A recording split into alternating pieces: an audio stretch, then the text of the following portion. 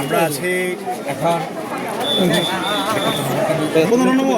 আমরা 15 নম্বর ওয়ার্ড। আমরা কথা বলছি বাংলাদেশ জামায়াত ইসলামের মনোনীত প্রার্থী দাঁড়িপাল্লার প্রতীকের ডক্টর রাজাউল করিম। আজকে যে পরিস্থিতি, ভোট দিতে গিয়ে আপনার কোনো চাপ বা কোনো সমস্যা হচ্ছে কিনা, বা দাঁড়িপাল্লার প্রতীকে ভোট দেওয়ার মধ্যে কোনো বাধা সৃষ্টি হয়েছে কিনা এ পর্যন্ত আমাদেরকে একটু বলবেন। ধন্যবাদ। আসলে আমি অনেকগুলো কেন্দ্রে গিয়েছি।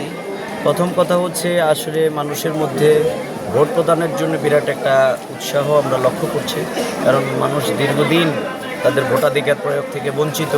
এই জন্যে মানুষ উৎসাহ উদ্দীপনার সাথে ভোট কেন্দ্রে এসেছে। কিছু কিছু সমস্যা আমরা ইতিমধ্যে খবর পাচ্ছি। আমাদের বিশেষ করে উত্তর জয়পুরে দুই একটি কেন্দ্রে সেখানে একটু ছোটোখাটো মারামারি হয়েছে, কুশাখালীতে হয়েছে, দত্তপাড়ায় হয়েছে, এবং কিছু কিছু জায়গায় আমাদের যে কাজগুলো আগেও হতো, ভয়ভীতি, বাধা দান, এগুলো ছোটোখাটো ঘটনা ছিল, কিন্তু বড় ধরনের কোনো ঘটনা এখন পর্যন্ত ওইভাবে সংগঠিত হয় নাই। তো আমরা খোঁজখবর নিচ্ছি। আমরা পরবর্তীতে ইনশাল্লাহ সেগুলো আপনাদের মাধ্যমে আপনারাও জানবেন, আমরা সেগুলো আপনাদেরকে জানিয়ে দেবো ইনশাল্লাহ।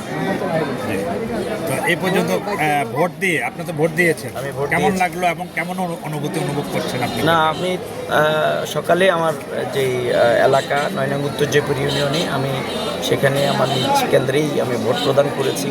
তো মানুষের মধ্যে নারী কর্মীদের উপস্থিতি কিন্তু বেশি।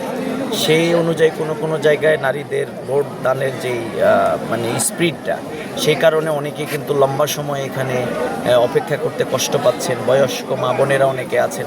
আসলে আগামী দিনে এটা নির্বাচন কমিশনকে ভাবতে হবে যে এইভাবে লম্বা সারিতে দাঁড়িয়ে থাকা, বিশেষ করে বয়োবৃদ্ধদের জন্য আলাদা কোনো ব্যবস্থা করা উচিত, এটা আমরা মনে করি।